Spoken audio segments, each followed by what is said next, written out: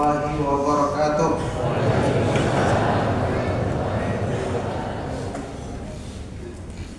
Innal hamdalillah nahmaduhu wa nasta'inuhu wa nastaghfiruh wa na'udzu billahi min shururi anfusina wa min sayyiati a'malina. May yahdihillahu fala mudilla lahu wa may yudlil fala hadiya lahu. Wa asyhadu an la ilaha illallah wahdahu la syarika lahu wa asyhadu anna Muhammadan abduhu wa rasuluh. Allahumma salli wa sallim wa barik ala nabiyyina Muhammadin wa ala alihi wa ashabihi wa man tabi'ahum bi ihsanin ila yaumiddin, amma ba'du. Alhamdulillah, Bapak Ibu, ikhwan dan akhwat fiddin rahimakumullah. Alhamdulillah, kita bersyukur kepada Allah Subhanahu wa taala yang mempertemukan kita di waktu yang penuh berkah ini, insyaallah, di Masjid Al-Azhar yang mubarak, di dalam majelis ilmu yang mulia, yang semoga menjadi termasuk sebaik-baik amal yang mendapatkan balasan pahala yang sempurna di sisi Allah Subhanahu wa taala, dan menjadi sebab yang menjadikan kita dimudahkan untuk bertemu di majelis yang lebih mulia di akhirat nanti, di dalam surga di sisi Allah Subhanahu wa taala yang Maha Pengasih lagi Maha Penyayang. Barakallahu fikum, para ikhwan dan akhwat fiddin rahimakumullah. Di antara manfaat dan faedah besar menuntut ilmu agama, ilmu agama membimbing kita untuk selalu memperbaiki diri. Ilmu agama dengan izin Allah Subhanahu wa taala membimbing kita untuk selalu memperbaiki hal-hal yang mungkin tidak terlihat kecuali dengan ilmu. Dalam hal ini seperti perbaikan amalan-amalan hati, perbaikan keimanan dan ketakwaan kepada Allah Subhanahu wa taala. Itu tentu masuk dalam keumuman makna sabda Rasulullah sallallahu alaihi wasallam, man yuridillahu bihi khairan yufaqihu fid din. Barang siapa yang Allah kehendaki baginya kebaikan, maka Allah Subhanahu wa taala jadikan dia paham tentang agamanya.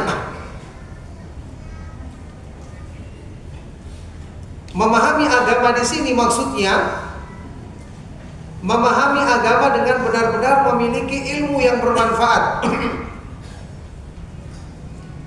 Kata Imam Ibn Rajab Al-Hambali rahimahullah ta'ala, al-ilmu nafi'u huwa ma bashara al-qulub fayujibu laha al-khasyata was-sakinata wal-khudu'a wa tawadu'a wal-inkisar.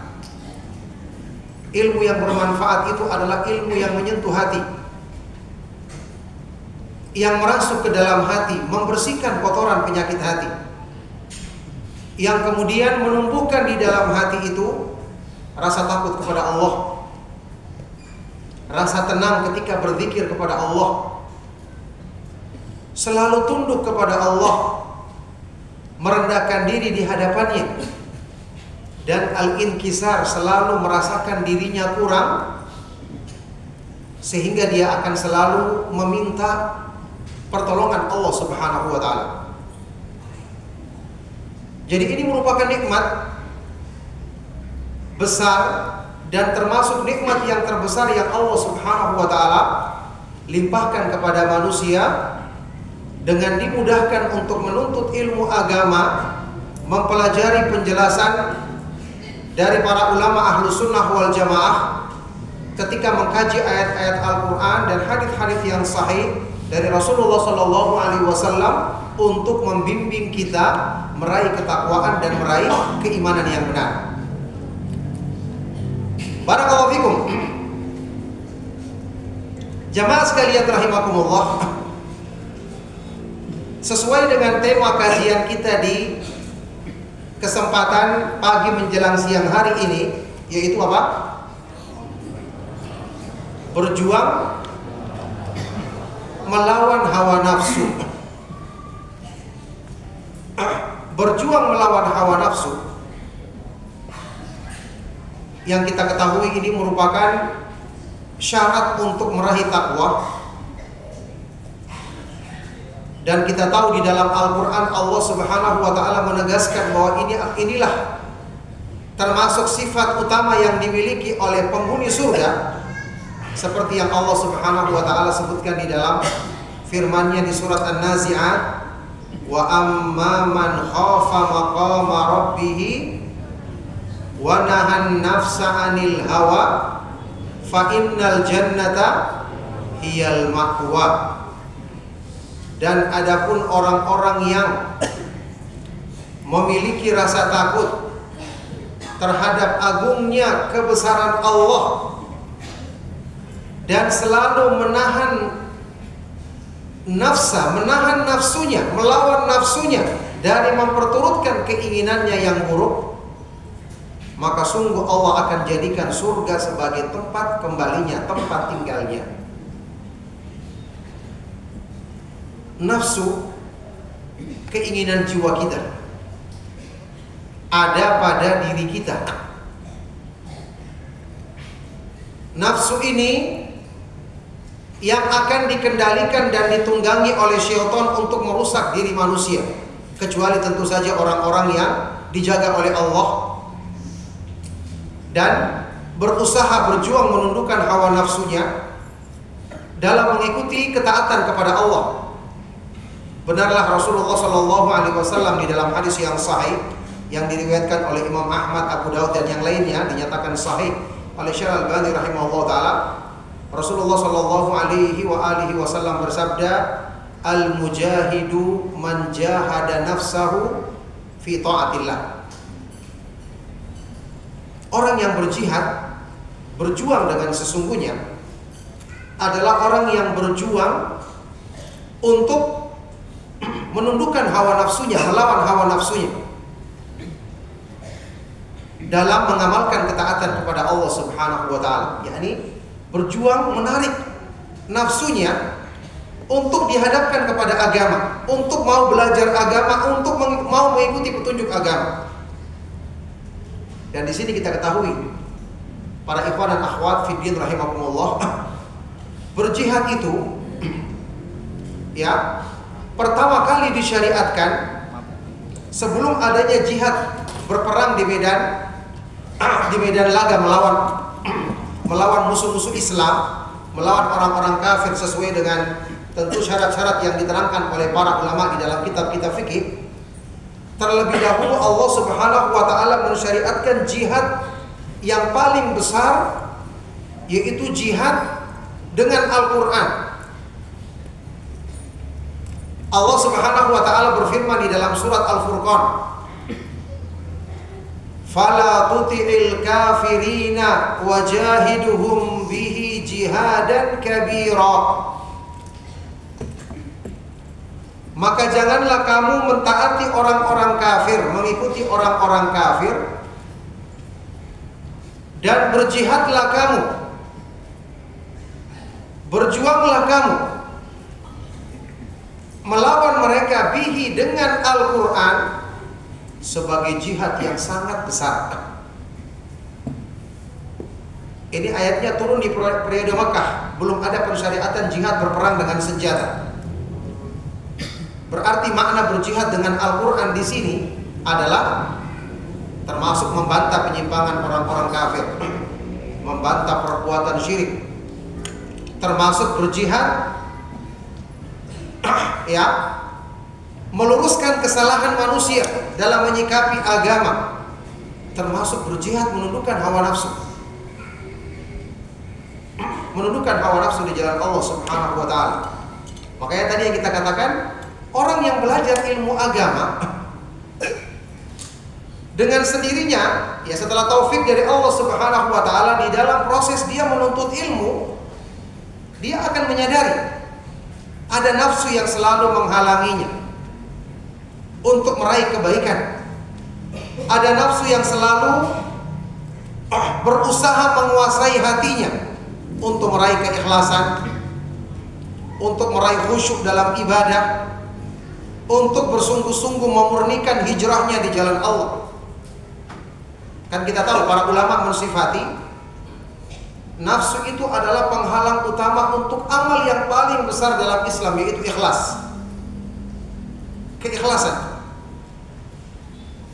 Ya, pernyataan dari para ulama besar seperti Imam Sufyan Ats-Tsauri rahimahullah taala yang mengatakan, "Ma'alajtu nafsi ala syai'in mu'alajatahu 'ala al-ikhlas." Aku tidak pernah berusaha memperbaiki nafsuku untuk melakukan satu kebaikan lebih besar daripada upaya memperbaiki nafsuku dalam masalah ikhlas. Begitu besarnya perjuangan menundukkan nafsu untuk meraih ikhlas. Ada lagi ulama yang lain berkata, "Laisa syai'un ashadda 'ala nafsi minal ikhlas, li'annahu laisa laha fihi nasibun." Tidak ada satu amal pun yang lebih berat dikerjakan oleh nafsu manusia melebihi ikhlas, karena di dalam ikhlas itu tidak ada bagian untuk hawa nafsu yang diperturutkan. Dalam keikhlasan nafsu tidak mendapatkan bagian. Dia ingin dapatkan bagian dunia, dia ingin dapatkan imbalan duniawi, ingin dapatkan pujian. Dalam ikhlas itu dinafikan semua. Makanya dia susah untuk mengamalkan ikhlas. Ini kalau nafsu dibiarkan mengikuti keinginan buruknya. Dari sini kita lihat, memang ilmu ini, ilmu agama ini diturunkan oleh Allah Subhanahu wa taala untuk membereskan permasalahan nafsu ini, untuk benar-benar mengarahkannya, meluruskan keinginannya yang buruk. Ya, ini nafsu kan sudah kita katakan keinginan jiwa kita. Keinginan jiwa ini kan tidak bisa kita, misalnya kita potong, kita lepaskan, kita buang. Dia selalu mengikuti diri kita. Yang bisa kita berusaha meluruskannya. Ketika Rasulullah SAW menyebutkan doa perlindungan kepada Allah Subhanahu wa taala di dalam hadis sahih yang diriwayatkan oleh Imam Muslim, Allahumma ati nafsi taqwaha wa zakkiha anta khairu man zakkaha anta waliyuha wa maulaha. Ya Allah, berikanlah kepada jiwaku ketakwaannya, kepada nafsuku ketakwaannya, dan sucikanlah jiwaku, engkaulah sebaik-baik yang mensucikannya. Anta waliyuha wa maulaha, engkaulah yang maha kuasa melindunginya dan menolongnya. Setelah itu lanjut, Allahumma inni a'udzubika min ilmin la yanfa'u wa min qalbin la yakhsha'u wa min nafsin la tashba'u wa min da'watin la yustajabu laha. Ya Allah, aku berlindung kepadamu dari ilmu yang tidak bermanfaat. Ilmu dipelajari tapi tidak menumbuhkan rasa takwa. Ilmu dipelajari tapi tidak menjadikan orangnya lebih cinta kepada akhirat, semakin tenggelam dalam kecintaan berlebihan kepada dunia. Ini ilmu yang tidak bermanfaat. Aku berlindung kepadamu dari ilmu yang tidak bermanfaat, dari hati yang tidak pernah khusyuk. Yang ketiga, dari nafsu yang tidak pernah terpuaskan, tidak mau ditundukkan di jalan Allah, dan dari doa yang tidak dikabulkan. Rasulullah SAW berlindung dari 4 perkara. Pertamanya apa? Ilmu yang tidak bermanfaat. Kata para ulama, yang pertama inilah yang menjadi sebab 3 yang berikutnya. Hati yang tidak pernah khusyuk karena ilmunya tidak bermanfaat. jiwa yang tidak bisa ditundukkan karena ilmunya tidak bermanfaat. Doa tidak dikabulkan juga karena itu. Jadi memang harus belajar agama. Kemudian ketika belajar agama benar-benar harus mengoreksi diri supaya ilmu itu merasuk ke dalam hati, supaya bermanfaat. Menumbuhkan rasa takwa di hati, rasa takut kepada Allah. Menjadikan hati kita itu yakin bahwa balasan di sisi Allah Subhanahu wa taala lebih mulia daripada apa yang nampak dari keindahan dunia yang hakikatnya semu dan palsu ini. Nah, inilah kenapa para ulama mengatakan, ya, seperti dalam penjelasan yang dinukil oleh para ulama, misalnya dalam syarah kitab Ushulul Tsalatsah, jihadun nafsi arba'u maratib, perjuangan melawan atau menundukkan hawa nafsu di jalan Allah itu ada 4 tingkatannya. Harus dilakukan, harus dilalui kalau ingin menjadikan nafsu itu berubah dari sifat buruknya menjadi sifat baik. Ya, yang pertama apa? Mujahadatuha fi ta'allumil ilmin nafi'. Berjuang melawan hawa nafsu agar mau belajar ilmu yang bermanfaat. Apa itu ilmu yang bermanfaat? Belajar tauhid. Agar dia yakin Allah Subhanahu wa taala satu-satunya zat yang pantas untuk disembah dan diibadahi semata-mata dan tidak ada sekutu baginya. Agar nafsu manusia yakin Allah Subhanahu wa taala yang maha indah dan maha sempurna sifat-sifatnya, sehingga yang pantas untuk dicintai, diharapkan kebaikan-kebaikan di sisinya dan ditakutkan azabnya dan keburukan hanya Allah Subhanahu wa taala semata-mata. Dengan ini nafsu akan selalu tunduk dan hanya tenang ketika dekat dengan Allah. Belajar tentang sunnah Rasulullah Sallallahu Alaihi Wasallam dan bahwa sunnah Rasulullah Sallallahu Alaihi Wasallam satu-satunya jalan keselamatan, satu-satunya jalur yang akan menyampaikan kita kepada ridha Allah, tidak mencari petunjuk yang lain. Belajar Islam yang benar. Ini tahapan yang pertama. Yang kedua, mujahadatuha alal amali bihi, berjuang menundukkan hawa nafsu untuk mengamalkan ilmu. Jadi ilmu itu dipraktekkan. Karena kalau tidak dipraktekkan, jadinya ilmunya tidak bermanfaat. Dan nafsu kalau tidak dipaksa beramal dengan ilmu, dia akan selalu dimanjakan mengikuti keinginannya yang buruk. Sudah pernah kita jelaskan di kajian-kajian kita yang lalu. Nafsu itu kan disebutkan di dalam Al-Quran ada 3 sifatnya. Pertama, ammaratun bisu, selalu mengajak kepada keburukan.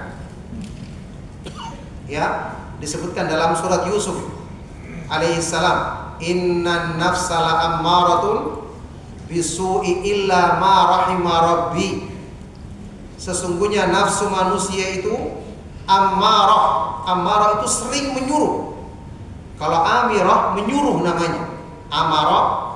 Tapi ammarah selalu menyuruh, sering menyuruh, memerintahkan, selalu memerintahkan kepada keburukan. Kecuali nafsu yang dirahmati oleh Allah Subhanahu wa taala. Ini sifat asalnya. Makanya Rasulullah SAW selalu mengucapkan dalam pembukaan khutbah, wa na'udzu billahi min syururi anfusina wa min sayyiati a'malina. Kita berlindung kepada Allah dari kejelekan, keburukan nafsu-nafsu kita dan kejelekan amal-amal perbuatan kita. Berlindung dari nafsu dan amal yang buruk yang juga sebabnya karena nafsu yang buruk. Hadis ini menyebutkan demikian. Sifat nafsu yang kedua adalah an-nafsul mutmainnah. Ini nafsu yang telah digembleng, selalu ditundukkan di jalan Allah, selalu diluruskan keinginannya. Ini yang disebutkan di dalam Al-Quran di akhir-akhir surat Al-Fajr.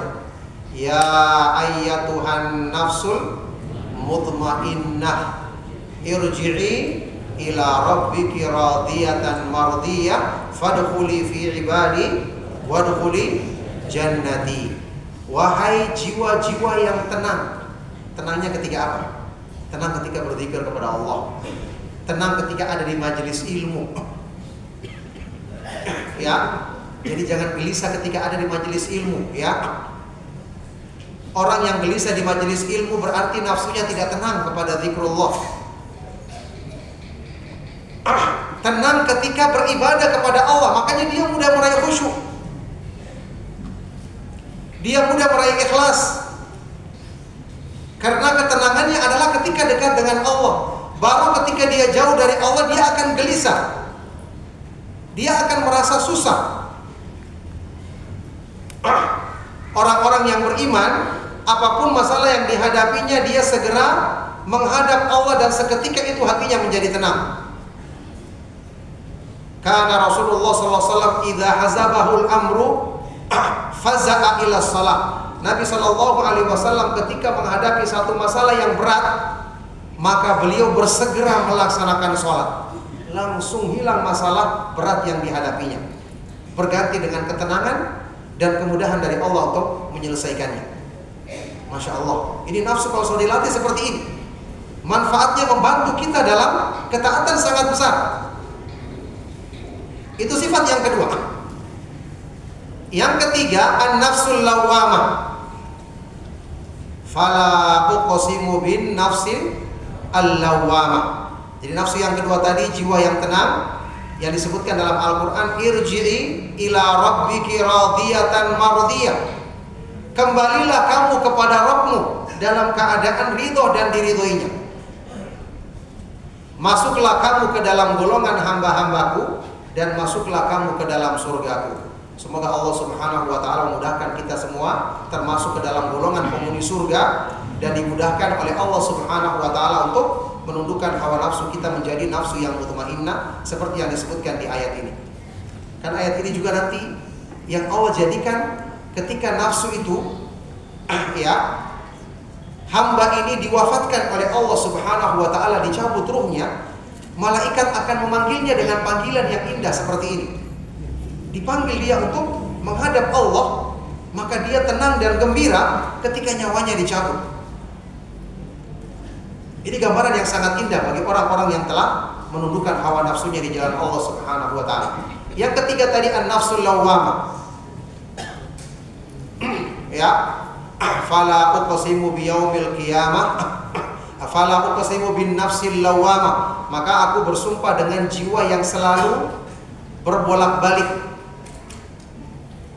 Kesimpulannya intinya dia adalah nafsu yang ketika diajak kepada kebaikan dia baik, ketika diajak pada keburukan dia buruk.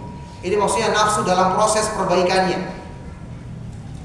Intinya agama Islam ini diturunkan untuk tujuan, di antara tujuan terbesarnya adalah memudahkan kita untuk menundukkan nafsu di jalan Allah Subhanahu wa ta'ala agar menjadi nafsu yang mutmainnah tadi.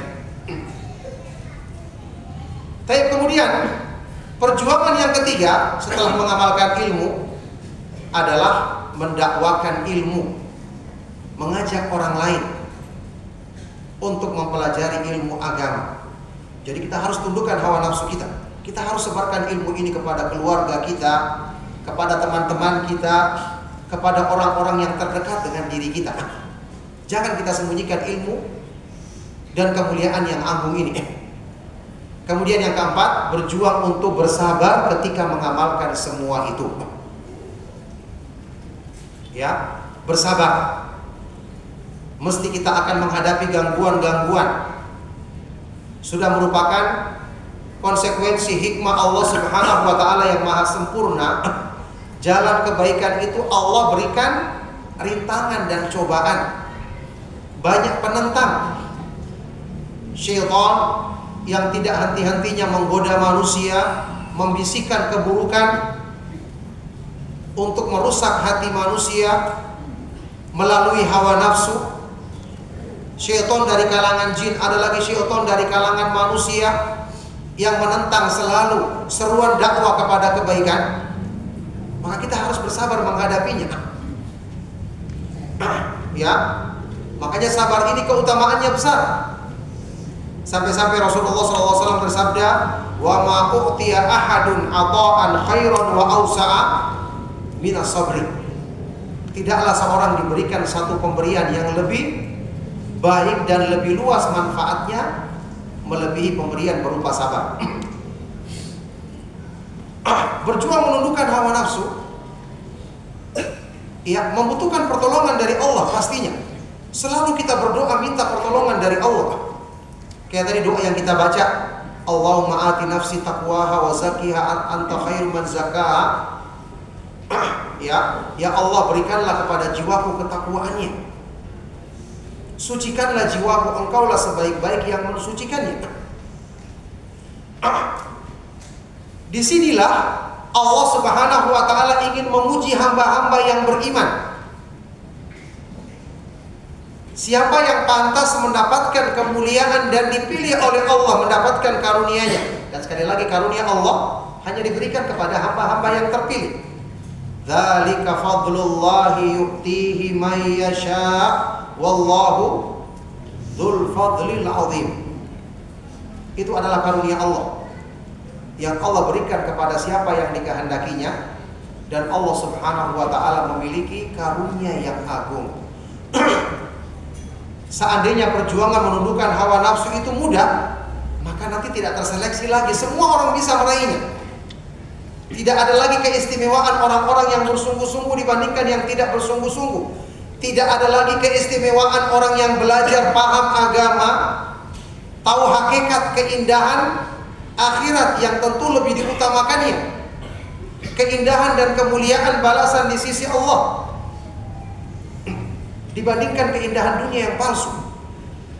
Kita ingat sabda Rasulullah SAW dalam hadis yang terkenal yang diriwayatkan oleh Imam Al-Bukhari dan Muslim, huffatil jannatu bil makarihi wa huffatin naru bisyahwat. Surga itu dilingkupi, ditutupi dengan hal-hal yang makarih, dibenci oleh hawa nafsu, dengan hal-hal yang tidak disenangi. Ya, itu awal-awalnya ketika nafsu masih selalu merintahkan kepada keburukan tadi. Jadi untuk menembus surga kita harus bersabar melewati hal-hal yang makarih, tidak disenangi ini. Mungkin awalnya kita gagal, coba lagi, lakukan lagi. Kita berdosa, bertobat lagi, kembali kepada Allah, minta pertolongan, terus kita berjalan. Ujung-ujungnya kita tembus sampai ke surga, alhamdulillah, dengan pertolongan Allah. Sementara neraka huffat bisyahwat, dilingkupi, ditutupi dengan hal-hal yang disenangi oleh syahwat manusia, pelampiasan nafsu. Orang yang terbiasa melampiaskan nafsunya, mengikuti keinginannya, tidak mau menundukkannya di jalan Allah, apa yang akan dia dapatkan? Dia akan tembus menuju neraka. Na'udzubillah min dzalik. Seperti itu keadaannya. Maka sudah kita katakan tadi, ilmu agama ini membimbing kita. Karena beginilah jalannya. Dan ingat, jalan ini telah dilalui oleh orang-orang yang mulia sebelum kita. Kalau kita ingin dapatkan kemuliaan seperti mereka, ikuti jalan yang telah mereka tempuh. Dan kita selalu yakin karena ada pertolongan dari Allah Subhanahu wa ta'ala untuk memudahkan kita melawan rintangan tersebut, selama kita selalu berpegang teguh dengan petunjuknya. Walaqad yassarnal Qur'ana lidzikri fahal min muddakir. Dan sungguh telah kami mudahkan Al-Quran ini sebagai peringatan. Apakah ada orang-orang yang mau mengambil pelajaran darinya? Allah mudahkan Al-Quran sebagai pelajaran peringatan. Artinya Allah mudahkan orang yang berpegang teguh dengan Al-Quran untuk dibimbing dalam kebaikan. Ya.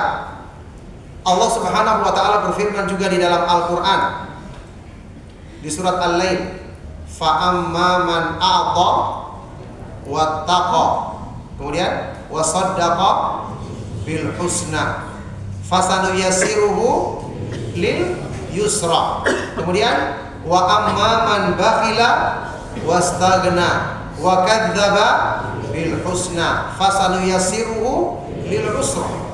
Ada yang dimudahkan, ada yang dipersulit. Yang dimudahkan, adapun orang-orang yang a'ta, memberikan di sini termasuk memberikan sedekah, termasuk mengamalkan kebaikan-kebaikan, berpegang teguh dengan agama. Intinya, kalau kita merujuk dalam tafsirnya, seperti penjelasan dalam tafsir As-Sa'di oleh Syekh Abdul Rahman As-Sa'di rahimahullah ta'ala, wa saddaqa bil husna, dan membenarkan, dia mengamalkan perintah-perintah Allah, mengikuti petunjuk dalam agamanya, meninggalkan larangannya, kemudian membenarkan pahala yang terbaik yaitu surga, termasuk membenarkan hal-hal yang wajib dibenarkan dalam keimanan. Amalnya benar, imannya benar, keyakinannya benar. Maka ini apa? Fasadiyasiruhu lil yusra. Kami akan mudahkan dia dalam kebaikan. Allah akan bimbing dia. Jadi tidak ada yang berat kalau Allah Subhanahu wa taala yang membimbing kita, menolong kita. Semuanya akan dimudahkan.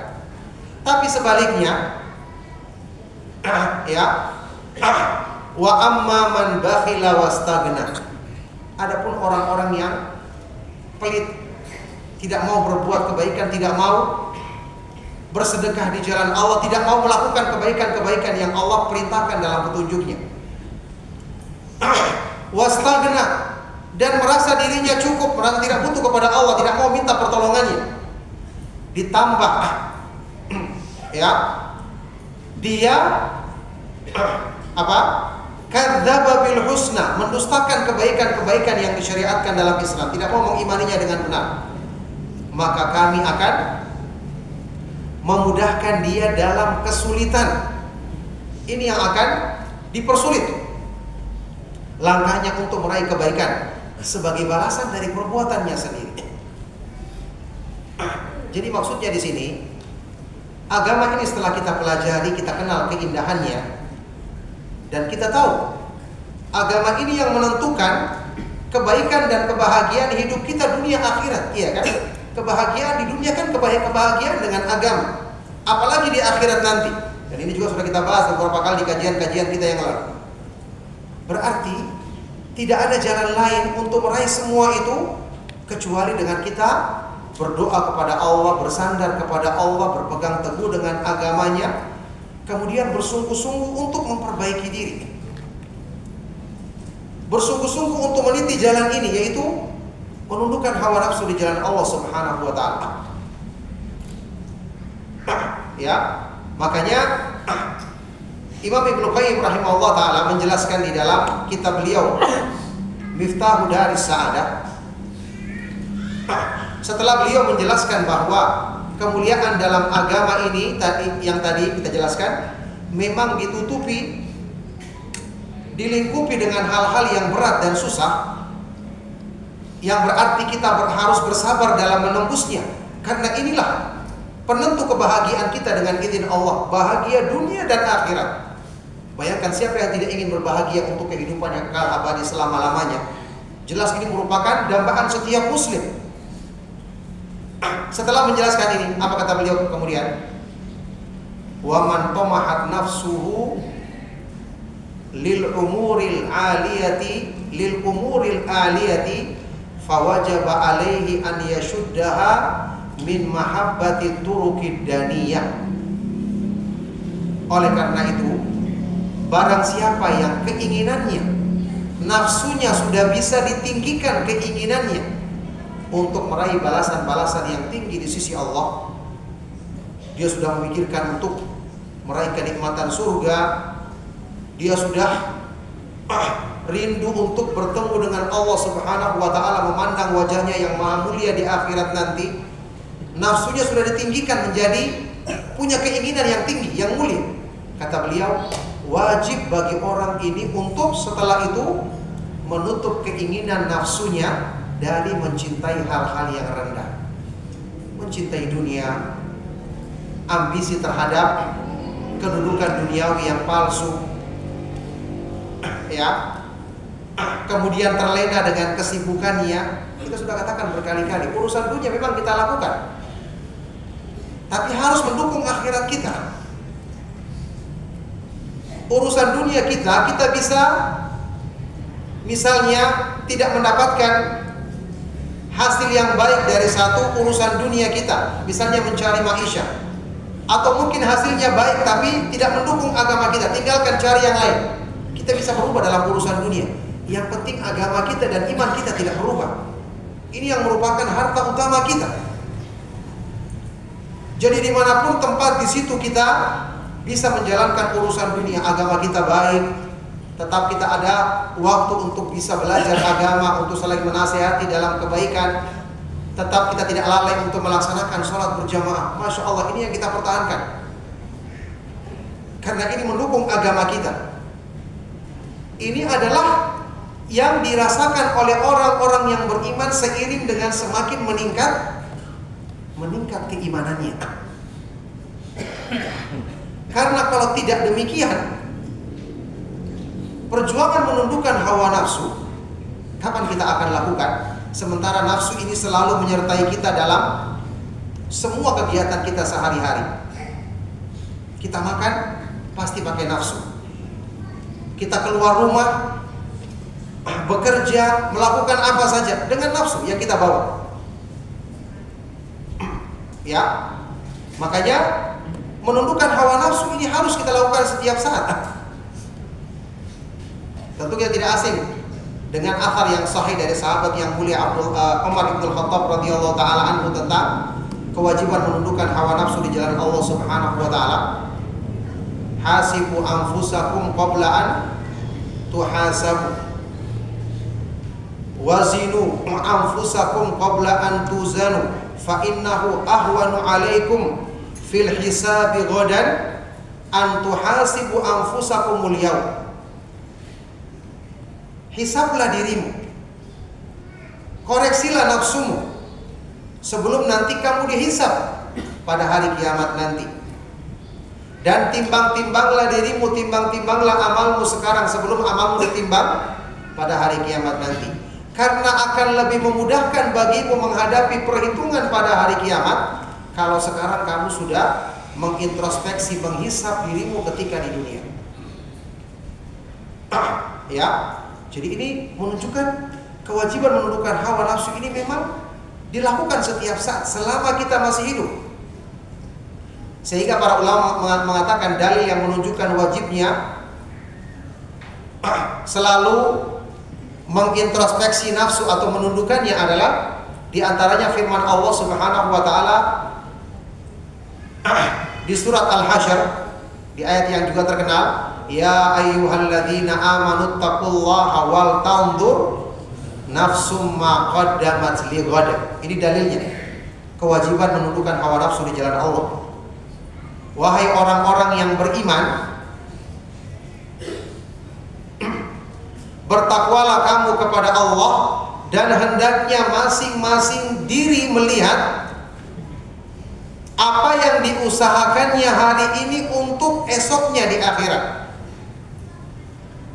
Kita menundukkan hawa nafsu sekarang karena kita tahu dunia ini akan berakhir. Keinginan nafsu yang tidak mendukung kepada akhirat itu akan binasa. Hanya yang mendukung akhirat itu yang akan kekal, itu yang nanti kita akan rasakan manfaatnya di akhirat. Ya, dan ikhwan dan akhwat fiddin rahimakumullah, kan juga kita ingat para ulama itu tidak ada yang berselisih pendapat tentang kewajiban menundukkan atau berjuang melawan hawa nafsu di jalan Allah, karena nafsu adalah penghalang utama untuk sampai kepada ridho Allah. Penghalang utama. Bagaimana kalau kita tidak berpikir menghilangkan penghalang ini? Tidak sampai kita kepada ridho Allah selama-lamanya. Imam Ibnu Qayyim rahimahullah ta'ala menukil dalam kitab Ighathatul Lahfan, beliau berkata, wa qad ittafaqa salikuna ila Allah ala anna an-nafsa hiya al-qati'atu bainal qalbi wa bainal wusuli ila Rabb. Orang-orang yang ingin berjalan mendekatkan diri kepada Allah semua sepakat mengatakan bahwa nafsu manusia adalah penghalang utama bagi hati manusia untuk meraih keridhaan Allah. Takwa itu kan hakikatnya di hati, iman itu sumbernya di hati. Kalau sudah terhalangi hati dari Allah karena penghalangnya nafsu, bagaimana caranya kita bisa meraih ketakwaan dan keridhaan Allah kalau tidak kita hilangkan penghalang ini? Jadi berjuang menundukkan hawa nafsu ini kewajibannya termasuk kewajiban paling besar dalam agama. Tidak bisa dikesampingkan, tidak boleh ditunda-tunda. Dan termasuk tujuan utama syariat diturunkan, justru yang paling besar adalah untuk menghilangkan penghalang paling besar ini. Ya, kan sudah pernah kita bahas. Yang menjadi sebab utama keburukan itu hanya dua kesimpulannya. Hati yang lalai dari mengingat Allah, yang kedua hawa nafsu yang diperturutkan. Agama Islam tujuannya diturunkan yang paling besar adalah untuk membereskan dua masalah ini. Oleh karena itu, merupakan kekurangan yang sangat fatal dalam beragama kalau orang tidak memikirkan upaya untuk menundukkan hawa nafsu di jalan Allah Subhanahu wa taala ini. Nah, oleh karena itulah, ikhwan dan akhwat fiddin rahimakumullah, Imam Ibnu Qayyim rahimahullah taala juga menjelaskan perjuangan menundukkan hawa nafsu di jalan Allah, melawan hawa nafsu. Dan sudah kita katakan nafsu itu keinginan jiwa kita. Tidak akan bisa kita lepaskan, misalnya kita potong kemudian kita buang. Seandainya bisa begitu langsung kita buang saja keinginan yang buruk supaya ada keinginan yang baik. Tidak bisa, dia harus benar-benar diluruskan. Dirubah kebiasaan buruknya. Yang tadinya selalu memerintahkan kepada keburukan menjadi selalu tenang dan senang ketika berzikir kepada Allah. Bagaimana cara untuk meraihnya? Kata Imam Ibnu Qayyim rahimahullah taala setelah meminta pertolongan dari Allah, upaya yang dilakukan adalah dua. Mukhalafatuha wa muhasabatuha.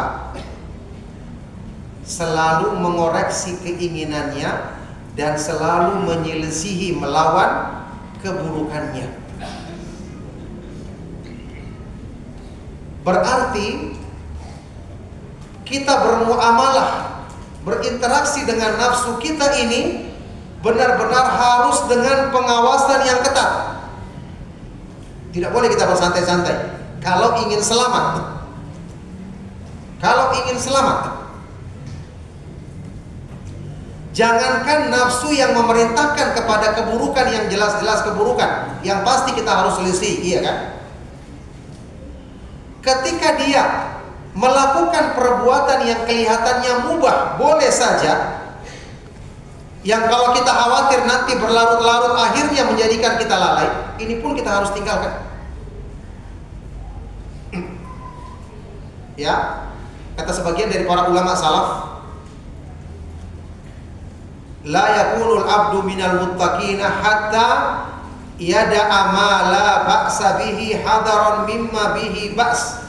Seseorang hamba tidak akan mungkin termasuk dalam golongan orang-orang yang bertakwa sampai dia selalu meninggalkan perkara-perkara yang boleh, yang mubah, ketika dia khawatir itu menjerumuskan dia ke dalam perkara-perkara yang akhirnya tidak boleh, melalaikan dia, akhirnya membuang-buang waktunya, akhirnya memanjakan nafsunya. Nafsu tidak dimanjakan, memang kebiasaannya suka memerintahkan kepada keburukan, apalagi dimanjakan.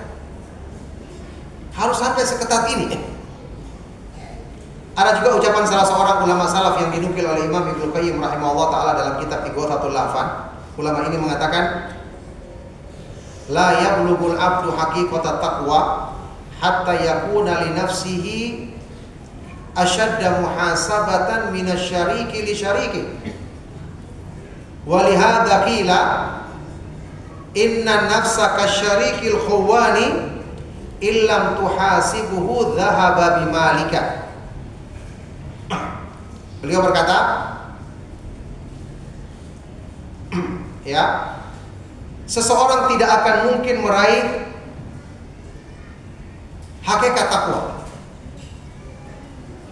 Hatta yakuna li nafsihi, sampai dia dalam memperlakukan nafsunya lebih ketat dan selalu mengoreksinya. Lebih ketat dalam mengoreksinya dibandingkan seorang pedagang dalam mengoreksi, memeriksa rekan dagangnya yang suka berkhianat. Walihada kila, kata beliau, kata ulama ini, oleh karena itu dulu dikatakan nafsu itu adalah seperti rekan dagang yang suka berbohong, suka mengambil keuntungan sendiri, suka berkhianat. Illam tuhasibuhu, kalau kamu tidak sering mengoreksinya, maka dia akan membawa pergi hartamu. Jadi kalau perdagangan duniawi, harta yang dibawa pergi. Kalau nafsu yang dibawa pergi apa? Keimanan kita yang dirusak, ketakwaan kita yang menjadi taruhannya. Jadi tidak akan mungkin hamba meraih takwa kalau tanpa ini. Sehingga dengan cara seperti ini kita lihat kenapa para ulama salaf mereka selalu sangat berhati-hati dalam urusan dunia. Ya, mereka dalam membelanjakan hartanya di jalan Allah Subhanahu wa taala, mengikuti bimbingan yang disebutkan dalam Al-Qur'an, selalu yang tengah-tengah, jangan ikuti keinginan nafsu berlebihan dan jangan juga terlalu kurang. Walladzina idza anfaqu lam yusrifu wa lam yaqturu wa kana baina dzalika qawama. Mereka adalah orang-orang yang ketika membelanjakan hartanya tidak terlalu berlebihan juga tidak kurang, tapi mengambil jalan yang tengah. Orang berpikir, belanjakan yang penting uang saya, milik saya sendiri, halal saya dapatkan, terserah saya keluarkan. Ya memang ini terserah dan ini hukum asalnya mubah.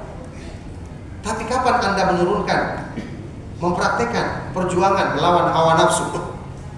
Kalau dalam urusan membelanjakan harta yang ini termasuk hal yang paling dicintai oleh nafsu, tidak juga kita praktekkan perjuangan menundukkannya ketika melakukan hal ini. Masalah kita makan, masalah minum, kan agama semua mengaturnya. Agama itu mengaturnya bukan cuma sekedar bukan tujuan untuk mempersulit kita, tapi justru untuk membimbing kita untuk melatih nafsu itu dalam kesempatan-kesempatan yang berhubungan dengan hal-hal yang paling menggodanya. Apa yang paling menggoda nafsu? Fitnah harta, fitnah kedudukan, memuaskan keinginan perut, dan mohon maaf kemaluan. Ya, ini kan godaan nafsu semua. Kenapa agama mensyariatkan menundukkan pandangan di jalan Allah Subhanahu wa taala? Kenapa agama mensyariatkan untuk bagi yang mampu untuk menikah? Ini kan semua dalam upaya untuk menundukkan hawa nafsu di jalan Allah Subhanahu wa taala. Sehingga para ulama memperumpamakan nafsu itu ya seperti anak bayi yang dalam susuan. Ketika tiba masanya dia disapi sudah berumur 2 tahun, ingin dilepaskan dari susuan ibunya, kalau ibunya tidak berupaya melakukan sebab-sebab, maka anaknya akan menetes terus sampai besar. Maka bagaimana caranya yang dilakukan oleh sebagian ibu-ibu? Diberikan sesuatu yang pahit kan biasanya kan? Ma'ruf, kita kenal semua. Supaya apa? Anak tersebut akhirnya tidak suka menetes lagi, baru bisa lepas. Coba kalau dibiarkan terus, dia tidak akan lepas. Seperti itu nafsu. Ini perumpamaan disebutkan oleh Imam Ibnu Qayyim. Gambaran nafsu seperti anak kecil, seperti ini keadaannya. Ya, jadi benar-benar menundukkan hawa nafsu di jalan Allah Subhanahu wa taala itu membutuhkan praktek yang nyata. Selalu kita ingatkan ya, jangan antum berpikir waktu kita melaksanakan sholat, sudah siap-siap imam bertakbir, kita bertakbir, Allahu Akbar, langsung semua urusan dunia hilang dari hati kita. Tidak, justru syaitan datang. Syaitan yang khusus mengganggu orang dalam sholat yang namanya khinzab datang, membisikkan urusan dunia, membisikkan keuntungan dagang, membisikkan kamu nanti akan dapatkan gaji sekian, wah keuntunganmu sekian, bahkan utang kita semua diingatkan. Yang tadinya kita lupa utang kita, habis sholat kita bisa rinci semua tanpa perlu kalkulator ya. Iya kan, muncul. Kenapa? memang dalam kehidupan sehari-hari kita tidak pernah berusaha menundukkannya. Memang ini yang dominan di hati kita. Jadi nafsu itu menguasai hati, memang memenjarakan hati. Kan sudah pernah saya nukilkan beberapa kali kalau tidak salah. Ada pernyataan yang sangat terkenal dari Syekhul Islam Ibnu Taimiyah rahimahullah taala. Ya, yang pernyataan beliau ini pernah saya jadikan sebagai inspirasi untuk menulis buku yang berjudul Belenggu Hati dan tersebar di pasaran. Ya. Jadi Ibnu Taimiyah rahimahullah taala pernah berkata, al-mahbusu man hubisa qalbuhu an rabbih wal maksuru man asirahu hawahu. Orang yang terpenjara itu adalah orang yang hatinya dipenjara, terhalangi dari mengenal Allah atau mengingat Allah. Dan orang yang ditawan itu adalah orang yang ditawan oleh hawa nafsunya. Makanya Imam Ibnu Qayyim rahimahullah taala menulis sebuah buku yang sangat bermanfaat sekali kalau kita ingin baca dalam upaya untuk membersihkan kotoran penyakit hati, menundukkan hawa nafsu di jalan Allah. Dan ada terjemahannya, judulnya Ighathatul Lahfan min Masayyidi Syaitan. Masya Allah, judulnya ini benar-benar menunjukkan bagaimana butuhnya kita untuk membaca bimbingan seperti ini. Dan ini buku dipuji oleh para ulama sebagai buku termasuk yang paling lengkap untuk menjelaskan penyakit hati, bagaimana godaan syaitan dalam merusak hati manusia. Ighathatul Lahfan, menyelamatkan orang yang sekarat di dalam perangkap atau jebakan syaitan. Ya. Di dalam buku ini disusun dalam beberapa bab. Di antara dan yang paling penting dari bab di buku ini adalah bab yang beliau beri judul Al-Babul Hadi Asyar, bab yang ke-11, fi ilaji maradil qalbi min istila'in nafsi alaihi. Bab tentang mengobati penyakit hati disebabkan karena dominasi dan penguasaan nafsu terhadap hati manusia. Dan ini termasuk keberhasilan syaitan yang paling tinggi untuk menyesatkan manusia. Ketika menjelaskan bab ini, saya nukil di sini, saya sempat kopikan tadi. Ya, saya sempat ambil yang dalam versi PDF-nya. Ya.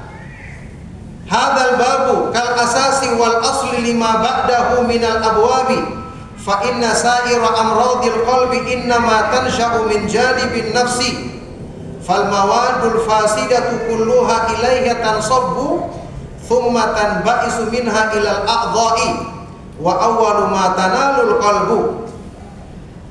Pembahasan di bab ini adalah sebagai asas, landasan dan asal dari semua bab-bab yang ada di buku ini. Jadi buku yang berjudul tadi menyelamatkan orang yang terperangkap, sedang sekarat dalam perangkap jebakan syaitan. Itu inti babnya adalah ya, berusaha untuk menyelamatkan hati dari dominasi hawa nafsu. Kata beliau, inilah asas dari semua pembahasan di buku ini. Kenapa? Kata beliau, karena sesungguhnya semua penyakit hati yang menghalangi takwa, menghalangi ikhlas, menghalangi khusyuk, tidak lain tumbuhnya atau sumbernya adalah dari sisi hawa nafsu. Karena semua kotoran-kotoran yang buruk, ya, hal-hal yang merusak semuanya pertama kali tercurah kepada hawa nafsu. Bisikan syaitan itu masuk melalui hawa nafsu, kemudian tersebar di semua anggota badan dari hawa nafsu itu, dan yang pertama kali ditimpa adalah hati manusia. Sudah kita katakan syaitan itu tahu sumber keburukan, sumber kebaikan dan keburukan yang ada pada diri manusia adalah hatinya. Maka kalau hatinya dirusak dan didominasi dengan keburukan dari nafsu, maka selesai. Perjuangannya akan mudah untuk menjerumuskan manusia, menjauhkan mereka dari jalan Allah Subhanahu wa ta'ala. Jadi di sini kita lihat pentingnya jamaah sekalian rahimakumullah, kita belajar agama ini, belajar bimbingan para ulama, ya. Dan buku ini, kitab Ibnu Qayyim ini ada terjemahannya. Masya Allah, ini termasuk buku yang sangat bermanfaat kalau kita pelajari, kalau kita kaji. Ini buku yang sangat luar biasa, ya. Dan tentu kita tahu kitab-kitab Imam Ibnu Qayyim rahimahullah taala, sebagaimana tulisan Syekhul Islam Ibnu Taimiyah, Imam Ibnu Rajab, ini tulisan-tulisan yang sangat luar biasa ketika menjelaskan kepada kita tentang penyakit hati, detail-detail dari bagaimana perjuangan menundukkan hawa nafsu dan kebaikan-kebaikan yang berhubungan dengan sebab-sebab utama yang merupakan upaya untuk menyempurnakan keimanan dan ketakwaan kita kepada Allah Subhanahu wa taala. Maka tetap bersabar dalam menuntut ilmu. Tetap bersabar dalam sumber ilmu yang paling utama, apa itu? Setelah meminta pertolongan kepada Allah, baca Al-Quran dan renungkan isinya. Karena di dalam Al-Quran terdapat sebaik-baik penjelasan untuk meyakinkan nafsu kita jangan memperturutkan keinginan buruknya dan hanya berupaya untuk mengikuti hal-hal yang mendatangkan keridhaan Allah Subhanahu wa taala. Tapi sekali lagi, manfaat Al-Quran kita dapatkan sesuai dengan apa? Mauqufun ala fahmihi wa ma'rifatil muradi minhu, kata Imam Ibnu Qayyim.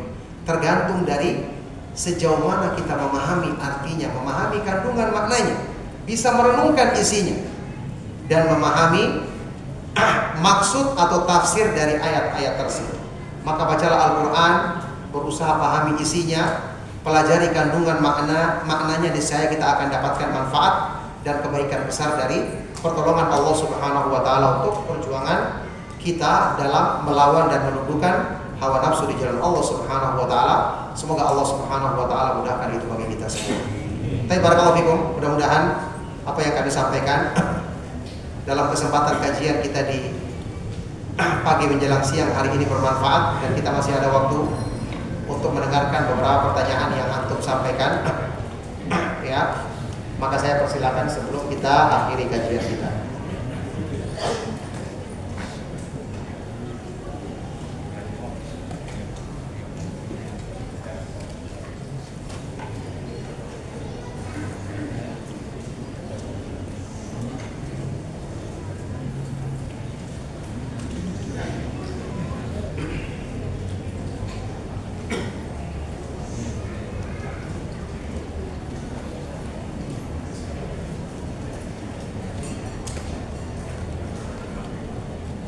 Baik, barakallahu fikum, ada pertanyaan di sini, pertanyaan yang sangat baik sekali. Bagaimana caranya kita mendakwai orang tua kita yang masih bermaksiat, yang apabila kita nasihati atau bicara tidak pernah didengar dan cenderung keras, emosi dan mudah tersinggung? Doakan kebaikan untuk mereka. Mereka tersinggung atau emosi mendengarkan teguran kita karena mereka belum paham. Banyak di antara kita juga yang dulu mungkin dinasihati juga keras. Alhamdulillah sekarang dia dapat hidayah. Jadi bersabar menasihati mereka dalam kebaikan. Terus tegur mereka dengan cara yang baik. Jangan lupa doakan mereka di belakang kita.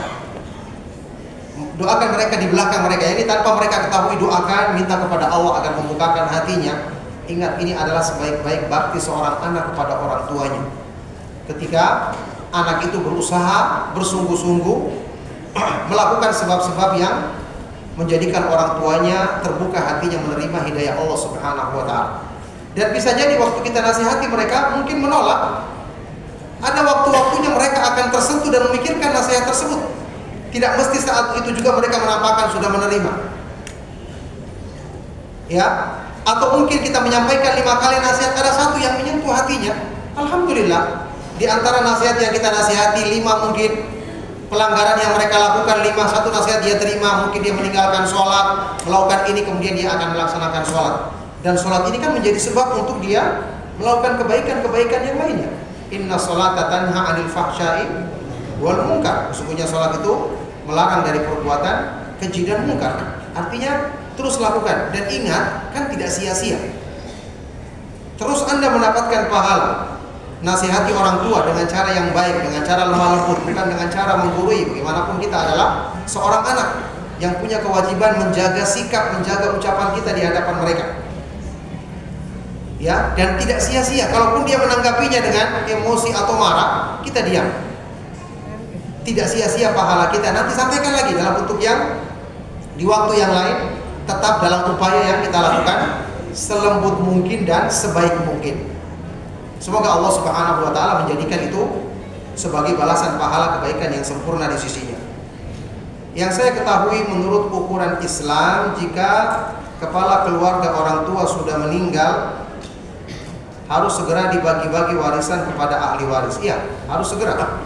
Karena ini haknya hak ahli waris. Dan supaya tidak menumpuk, kalau ditunda-tunda nanti ada lagi yang meninggal, akhirnya nanti sudah berkelanjutan warisnya belum dibagi, nanti harus. Jadi kemudian muncul nanti anak-anak sudah besar, akhirnya saling rebutan. Ya, jadi harus segera. Ayah saya sudah meninggal tahun lalu. Ya, bagus dan adabnya kalau kita menyebutkan orang tua kita atau orang-orang yang terdekat dengan kita doakan dia. Ayah saya semoga Allah merahmatinya, semoga Allah mengampuni dosa-dosanya. Masya Allah, itu doa kebaikan untuk mereka. Dan ini termasuk akhlak dari anak yang soleh, selalu mendoakan kebaikan untuk orang tuanya, apalagi yang sudah meninggal. Ayah saya sudah meninggal, semoga Allah merahmatinya, meninggal tahun lalu, tapi kami anak-anaknya dan istri keduanya sampai sekarang belum menjual atau membagikan warisan orang tua saya.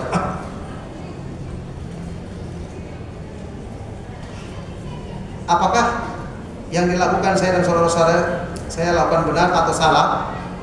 Alasan kami belum membagi-bagikan warisan karena masih ada istri kedua yang sampai saat ini masih tinggal di rumah ayah saya dan tidak mau ikut tinggal bersama salah satu dari anak kami, anak-anaknya. Iya, itu salah. Ditunda ini salah. Dan alasan ini tidak bisa menjadi pembenaran. Sekarang yang paling penting itu dibagi dulu, diketahui haknya masing-masing. Kalau misalnya dia belum mendapatkan tempat tinggal, ya tetap saja dipasarkan, dijual. Ya, setelah dibagi nanti mungkin ternyata dia mendapatkan bagian yang cukup untuk dia beli rumah, atau mungkin dia tempat di mana dulu, itu bisa diatur kemudian. Karena masing-masing punya hak di sini. Masing-masing punya hak. Jadi segera dibagi, kemudian diyakinkan kepadanya bahwa ini adalah yang benar. Lagi pula ini nanti akan menjadi sebab kebaikan juga bagi orang tua yang meninggal tadi. Karena supaya nanti tidak ada masalah di kemudian hari yang berhubungan dengan pembagian warisan. Ya, harusnya yang paham agama di antara anak-anaknya ini yang berusaha untuk mengatasi keadaan ini. Adapun setelah dibagi nanti pembagiannya sudah jelas, ternyata ada yang tidak buru-buru ingin mengambil bagiannya, ya terserah dia. Yang penting sudah jelas pembagiannya, dia dapatkan sekian dan sekian. Misalnya dari harga rumah ini diperkirakan di harga pasarannya sekian, dia dapatkan bagian sekian, sudah, dia sudah tahu bagiannya. Dan langsung dipasarkan rumahnya setelah itu. Ya. Kemudian setelah mendapatkan bagian masing-masing diatur untuk masalah yang berhubungan dengan ibunya ini, apakah mereka mungkin dari bagiannya sama-sama membantu dia untuk mendapatkan rumah dulu meskipun rumah yang sederhana, bisa diatur seperti itu supaya tetap kita menjalankan syariat Allah Subhanahu wa taala, dan ini yang merupakan sebaik-baik solusi dalam semua permasalahan kita. Nah, barakallahu fiik. Ada yang lain pertanyaan?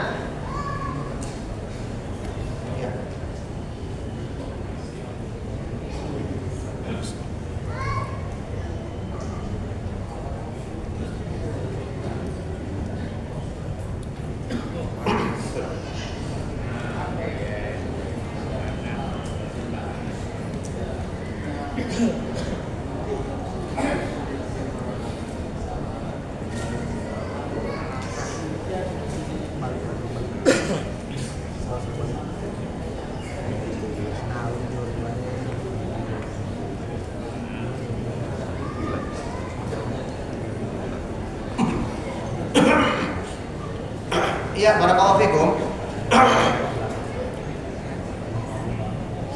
Pertanyaan yang sangat baik sekali dan bermanfaat sekali dari Bapak yang bertanya. Semoga Allah Subhanahu wa taala senantiasa melimpahkan kebaikan dan keberkahan bagi beliau dan bagi kita semua. Hawa nafsu itu adalah fitrah yang ada pada diri manusia, yakni memang ada pada diri manusia. Kemudian apa yang menjadi dasar kita ketika kita bersabar berusaha menundukkan hawa nafsu? Ternyata datang ujian bertubi-tubi, yang menyakitkan diri kita. Ya. Sekarang perjuangan menundukkan hawa nafsu